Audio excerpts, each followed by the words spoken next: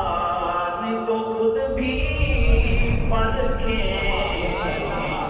दोस्तों आज हम अपनी इस वीडियो में जिस सच्चे ख्वाब का सच्चा किस्सा बयान करने जा रहे हैं उसको बयान किया है काजी अबू उमर मोहम्मद बिन यूसुफ ने, जो कि बगदाद के काजी रह चुके हैं। वो ये कहते हैं कि हमारे पड़ोस में एक शख्स रहता था जिसके बारे में एक किस्सा ज़बान ज़द आम था कि फ़िक्र मोहताजी के तवील मराहिल से गुज़रने के बाद माल दौलत ने उसकी कदम बोसी की, तब कहीं जाकर वो अपनी ज़िंदगी के नाज़ो नाम में पल रहा है।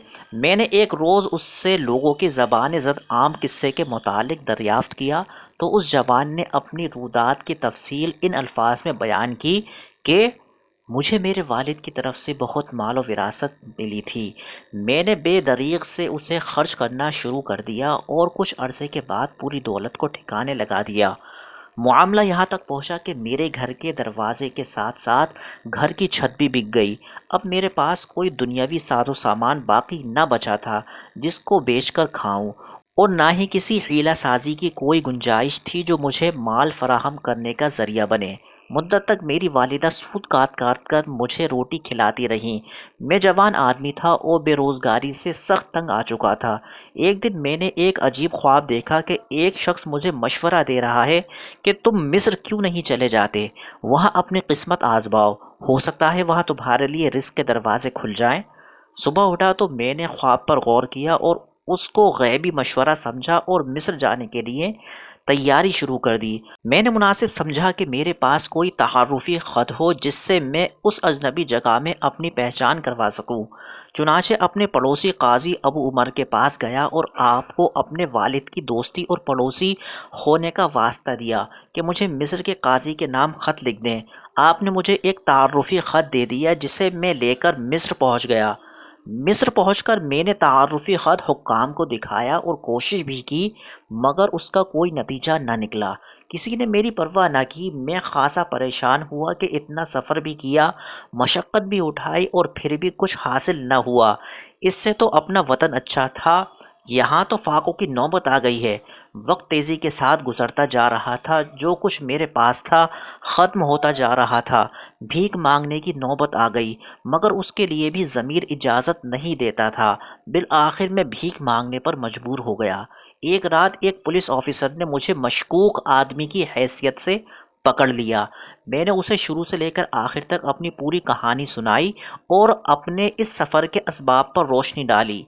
वो पुलिस ऑफिसर कहने लगा, मैंने तुझसे ज़्यादा अहमक कभी नहीं देखा।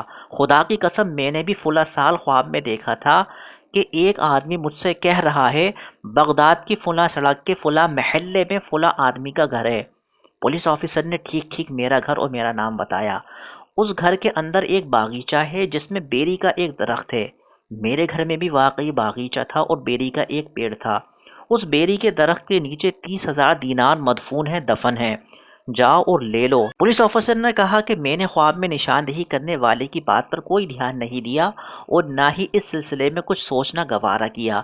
लेकिन ए अहमक, तू किस कदर गधा और बेवकूफ़ है कि सिर्फ एक ख्वाब की बुनियाद पर अपना वतन अजीज़ छोड़कर मिस्र चला आया।